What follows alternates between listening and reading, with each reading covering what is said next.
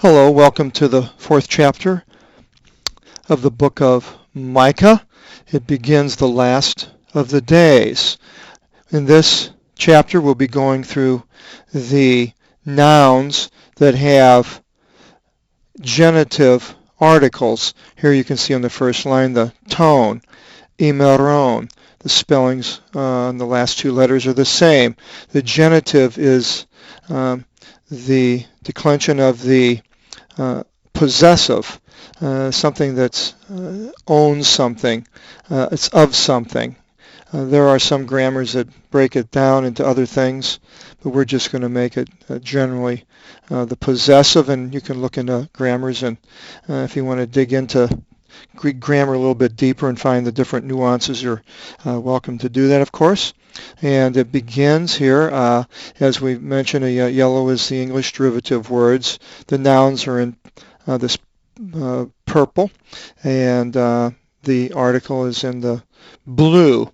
And it begins, Ke este ep eschaton ton imeron emphanes to oros kyriou etimon epi tin korifin ton oreon ke meteoristisite iperano ton vunon ke spevsusi pros avto lei. And number one, to eschato, we have the eschatology, it's the study of the end times. And at the last, ton imeron, at the last of the days. Emphanes, that's we go 4 and then 5. The mountain, the oros, orology and study of mountains. The mountain of Kyriou, Kyrie eleison, the Lord, will be will be apparent, emphanes. The last of the days, we see this in many places. We'll go in a little bit later where it even boils it down into another time that's even more exact than the last of the days. But so this prophecy of Micah now is going out into the future anyway, of from his time and until the last of the days. It's a deep subject there to try to figure out what it's talking about, the last of the days. In these last days, even with Jesus was referred to in somewhat in that terminology, and then the book of Revelations, and it goes on after the 1,000 years, and so these last days. The mountain of the Lord, the oros, the mountain of the Lord. What is the mountain of the Lord? I looked into the comprehensive, the lexical concordance, and there are places where it has the holy mountain, the mountain of the high house, and the high mountain. But there's only a few places that I could find that it had the mountain of the Lord, where it says the mountain of the Lord. The first place is in Isaiah 2, verses 2 and 3, and it says, "For it will be in the last days," here we see it again, "the mountain of the Lord will be apparent, and the house of God will be upon the uppermost part of the mountain." Here in Micah, shall rise up above the hills, readied upon the tops of the mountains. "And it shall be raised up high above the hills, and all the nations shall come unto it." And in verse 2, we'll go down there and we'll see a similarity. In verse 3 of Isaiah, "And many nations shall go and shall say, Come, for we should ascend unto the mountain of the Lord, and unto the house of the God of Jacob. And he will announce to us his way, and we shall go in it. For from out of Zion shall come forth law, and the word of the Lord from out of Jerusalem." And then the next place it mentions mountain of the Lord is Isaiah 30:29, and it has, "Must you always be glad and enter into my holy places always, as the one solemnizing a holiday, and as one's being glad to enter with a pipe into the mountain of the Lord, to the God of Israel. So that was another place that talks about the mountain of the Lord. And then in Zechariah 8:3, it says, "Thus says the Lord, I will return unto Zion, and I will encamp in the midst of Jerusalem, and Jerusalem will be called the true city, and the mountain of the Lord Almighty, the holy mountain." And so it's interesting that he says he will return. Well, when was he there? We know in the person of Jesus the Messiah, he was there. So this may be a time in the future of the Messiah that is referring to even in Micah. And then in Zechariah 14:4 and 5, it says, "And his feet shall stand in that day upon the Mount of Olives, the one over against Jerusalem, according to the east. And the Mount of Olives shall split, half of it towards the east and west, an exceedingly great house. And half of the mountain shall lean towards the north, and half of it towards the south." So there's going to be this upheaval in Jerusalem, where apparently the Jerusalem will be physically raised up high, from what I can gather. Some people may want to look at this as a spiritual allegory. I don't take the words as allegories unless it's obvious that they are, and I take them at their face value, literal, unless it is, like I said, obviously an allegory. And if it's not, then I don't generally make it into an allegory. I think you'll find that out in most of these seminars. I stay pretty much to the literal side. And then it continues in verse 2.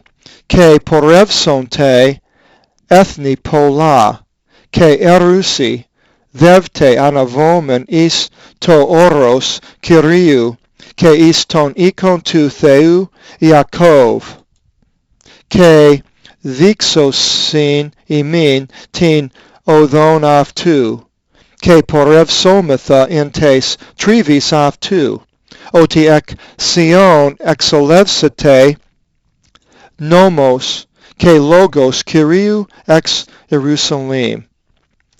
And many nations, pola, poly, is English derivative, and the ethnos, ethnic. Many nations shall say, "Come, we should ascend unto the mountain of the Lord, and unto the house," the ecology of God, theo, theology is the English derivative. And you can see it's in the genitive, the house of the God of Jacob.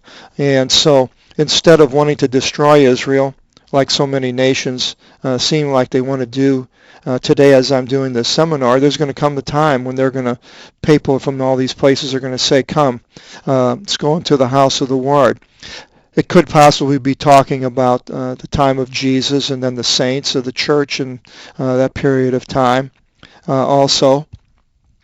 And that they want to go into the house of the God of Jacob, the acceptance of the Gentiles of the God of Jacob. And it continues, "And they shall show us," to us actually, "his way." Odon, odometer, English derivative, the odo. "And we shall go by his trevis," his roads. It's not paths, but actually a trevis is a road. Odos is a way. We had that up here, the odon, and his roads. The way is what they called the early Christians, the way. Then they call them Christians after that. So they shall show us his way. Could be talking about the Christians and the way. And then it continues, "For eccentric, from the center, ek is a prefix in English, from out of Zion shall go forth nomos," I added the, "shall go forth law," or the law. And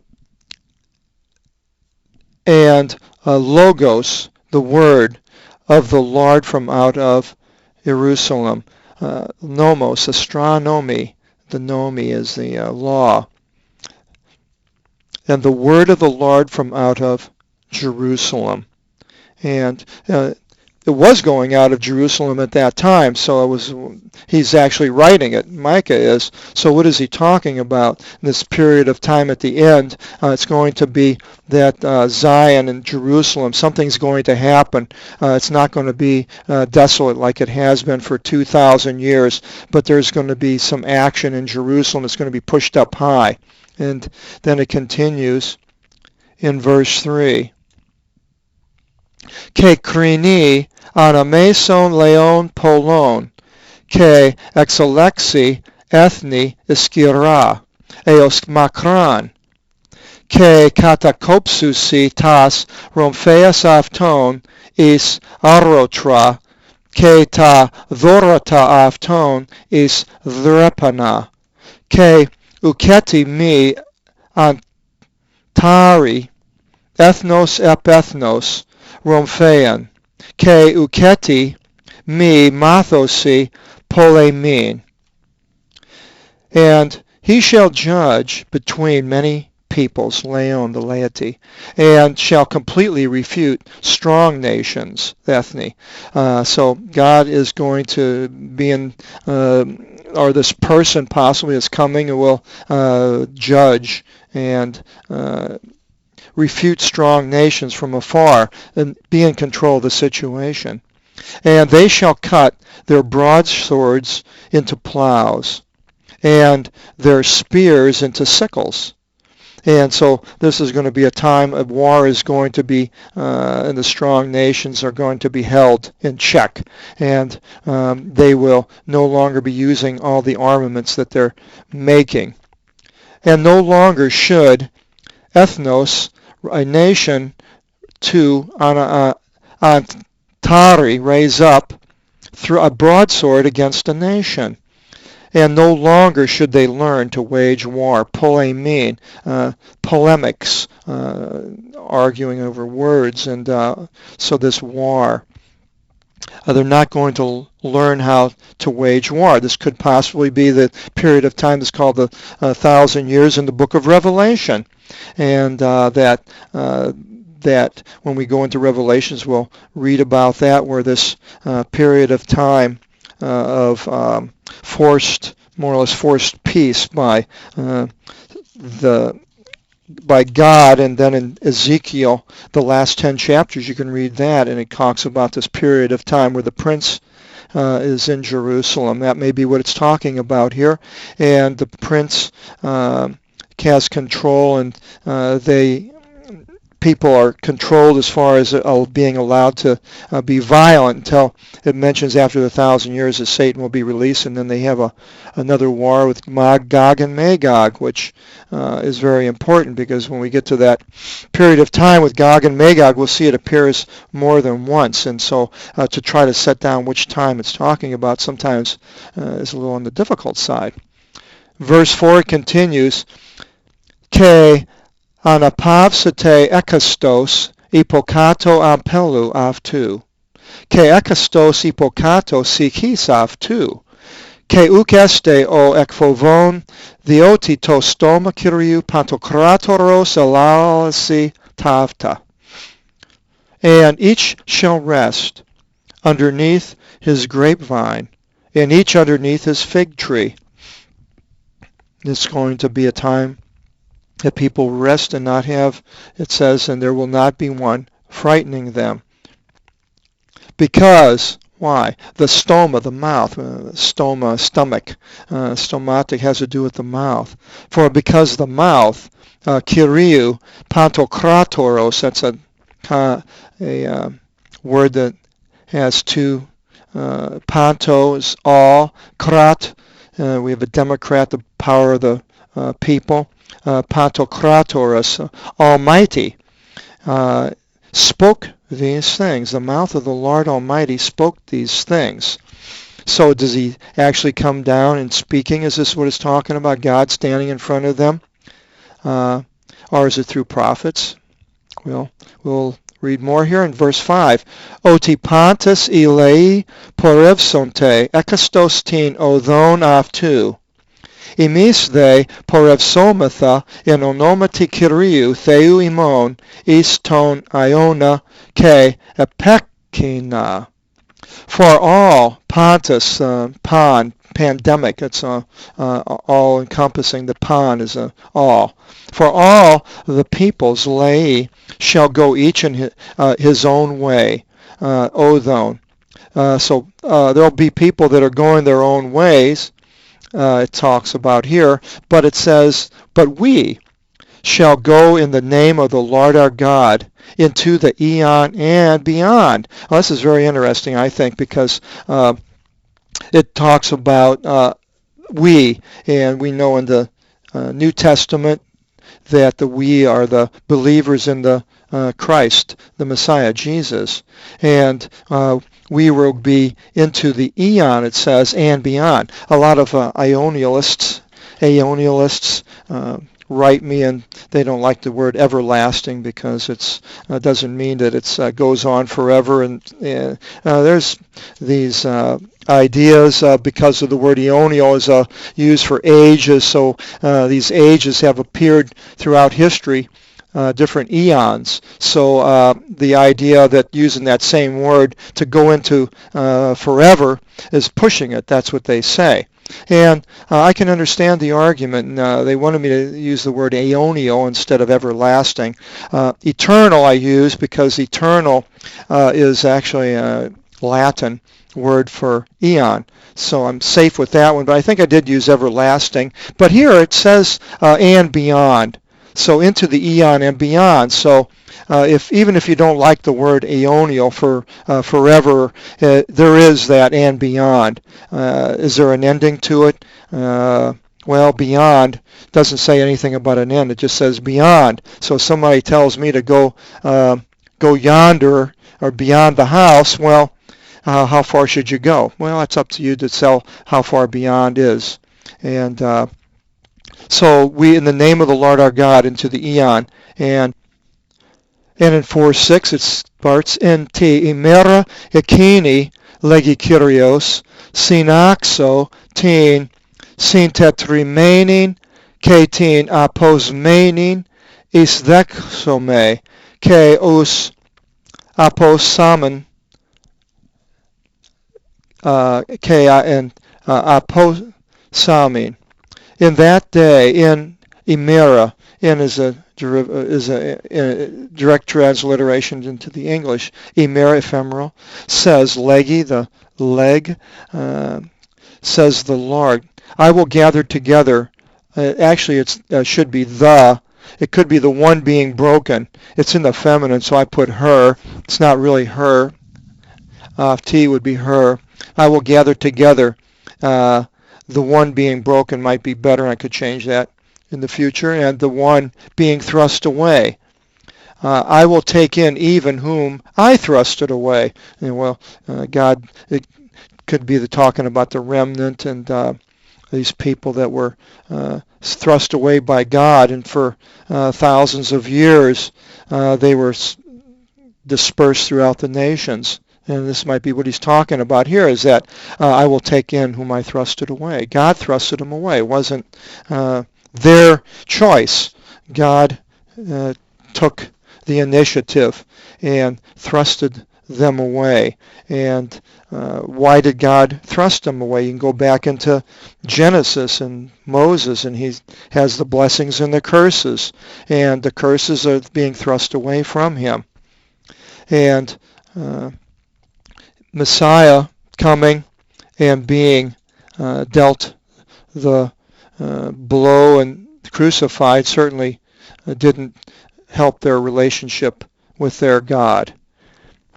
And some people, I don't want to blame what's happened to the Jews today because of this curse of the people saying the blood be upon us and our children.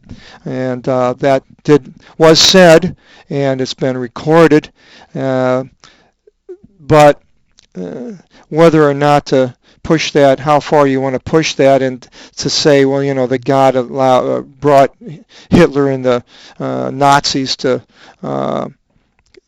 kill the Jews so they could have Israel. You can look at that as the result, but whether or not, I don't believe that God had that. I don't know if God had that in plan or not, if that was being thrust away, and so he thrust them away, but then he's going to take them in this period now that 1948, when Israel became a nation again, and it continues in 7. Ke thesometin sintet remaining is ipolima, ketin aposmenin is ethnos iskiron, ke vasilevsi kyrios, ep avtus in orision, apotunin ke eos tu ionos. And I will make her being broken into a vestige, and her being thrust away into a mighty nation. Well, we know that Israel is a nation. It's fairly mighty for its size today, and this is, we're in 2009. And the Lord will reign, Vasilevsi, the basilica, the place of a king, the basil, Vasilev, king. Kyrios, the Lord shall reign over them in Mount Zion, Ori. Apo, from, apos, the apocentric, apogee, from the earth. Apo is a prefix for from in English. From the present to nin. Now and into the eon. You see the to nin here? That's interesting because there's a to is a this like this the two following, but it's an article 3588, and so is this. But the nin is not a noun. The nin is here in this place. It's an adverb. So the articles can modify adverbs as well as nouns and adjectives and other parts of speech. So now into the eon, ionos, again the eon. In 4:8, KC, Pyrgos, Pimniu, Hafmodis, Thigatir, Sion, Epise, Ixi, Ke isolevsete, I archi, I proti Vasilea ek Vavilonos, Ti Thigatri, Jerusalem. And you, O tower of the flock, austere daughter, Thigatir, the daughter, the whenever you see a theta, the thetas and the delta are very similar in pronunciation in the English. It went into daughter. The spelling is the A-U and the U-G.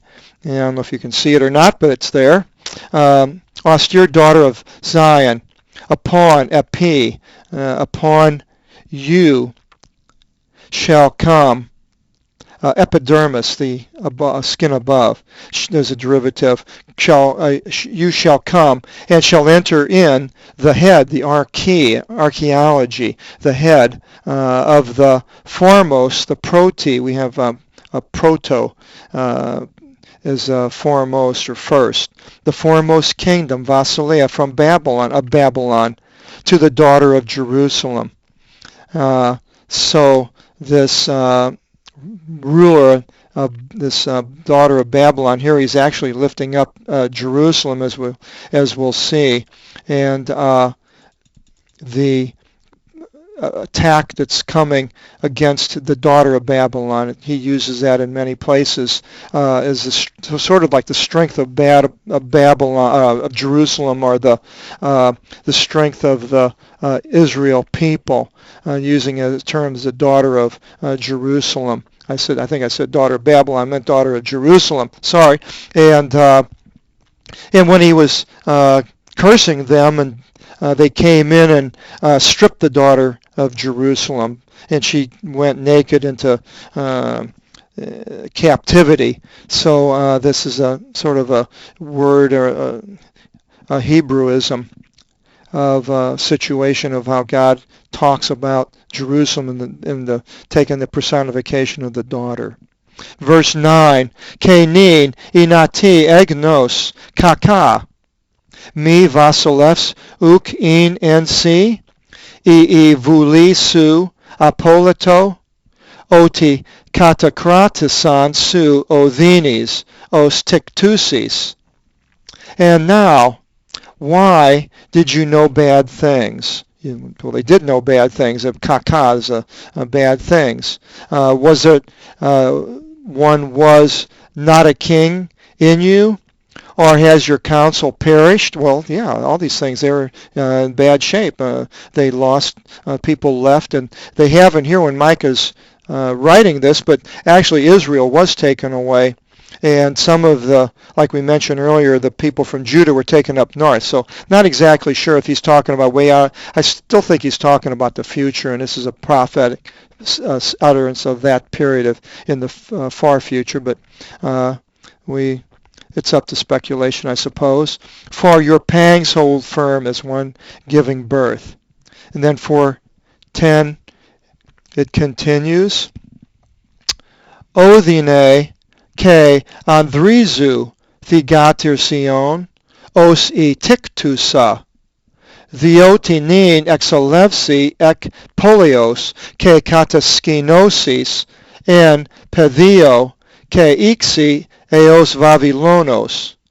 Akethan risate se, ke akethan litrosate se, kyrios o theosu, apo hieroston ekthron su. Travail and take courage. Andrizu is an android, the man. Take courage, be manly, more or less. O daughter of Zion, as the one giving birth. So you're going to go through this terrible time. It could be today. And Israel is fighting with the Gaza Palestinians, and who knows what's going to happen soon. This may be what it's talking about. From now you shall come forth from the city, and shall encamp in the plain, and shall come unto Babylon. And so somehow these people are going to be leaving. It's hard to say. And they'll come into Babylon, which, as we know, is over in Iraq. So talking about a war, it's people being taken. It's not real clear here. From there he shall rescue you, and from there he shall ransom you. Who? Well, the Lord, your God, from the hand of your enemies. So from there he shall rescue you, and from there he shall ransom you. And Jesus came and ransomed Israel and ransoms us, the Gentiles. And is that what he was talking about? The time of Christ coming, or is it a time of in the future of that, like today? 4:11 it continues. Ke nin episinithisan epi se ethni pola legontes epi harumatha ke epopsonte epi zion e ophthalmi imon. And now, 1, many, 2, nations, 3, were assembled for against you, saying, we shall rejoice and scrutinize over Zion with our ophthalmi, eyes. Let's go back up here to first to ekthron, tone ekthron, your enemies. Tone is the genitive plural of the article, of your enemies, or the enemies of you, I could have put it. And then down here, so we shall rejoice and scrutinize over Zion with our eyes, the ophthalmi, the ophthalmologist, an eye doctor. Many nations are assembled here against Zion. Well, after this period of time, Babylon took them, so they weren't really assembling. And this kind of the words that it's all these many nations sounds like it's something that has never happened. So many nations coming and assembling against Zion. And they're saying, well, we will rejoice and scrutinize over Zion with our eyes. We see right now the current leader in Iran is more or less predicting this type of enjoyment of getting rid of Israel. And so, will nations be coming real soon? You may hear this later in years come, and hear me talking about it and see what's the glorious thing that God has done. But at this period of time, it's not. A lot of things are happening with Israel, and it's a small country, and they're making atomic weapons to use against it. They more or less said they will. So then verse 12, it continues. Avti the uk egnosentus logismus kiriu, ke u sinikan tin vulin avtu. Oti siniga genaftus os vragmata alonos. But they knew not the devices, the logismos, of logistics. They did not know the devices of Kyriou, of the Lord. And they perceived not his counsel. For he gathered them as sheaves for the threshing floor. Another place it talks, I think it's in Ezekiel, that God is dragging them. He's putting the hook in their mouth like a fish. It's caught on a line. And so we look at these things that are lining up, different leaders, rulers of nations that have their plans and their devices. And we see, but they knew not the devices of the Lord and perceived not his counsel, for he gathered them. They think that they're doing the man is in control, the nations are in control, but no, God has another plan. The Lord has another plan. The synagogue, the synagogue, is a gathering of people. He gathered them as sheaves for the threshing floor, as they're going to be cut down, mowed down as grass. 4:13, anastathi ke aloa aftus thigatir Sion, oti takeratasu thisome sidira, ketas oplasu thisome halkas. Rise up and thresh them, O daughter of Zion, for I will make your horns iron, and your hooves I will make brass, halkas, the Chalcolithic from halkas, the Bronze Age. That's where this word comes from. And I will dissolve katatixis, leus polus, many peoples, dissolve many peoples. Ke anathesis to kyrio to plethos afton, ketin iskin afton, to kyrio pasis tis yis. And you shall present to the Lord their abundance. So Israel is going to take all this wealth of these nations, present it to the God, the plethos, plethora, is English derivative, even their strength to the Lord of all. Tis, geese, of this is the genitive, tis, geese, and geese being geology, the study of the earth. Even their strength to the Lord of all the earth. So this prediction, forecast, prophecy of Micah gets interesting, and verse 5 will continue with it. And we hope you enjoyed this chapter. We also hope that you'll join us again in chapter 5. God bless.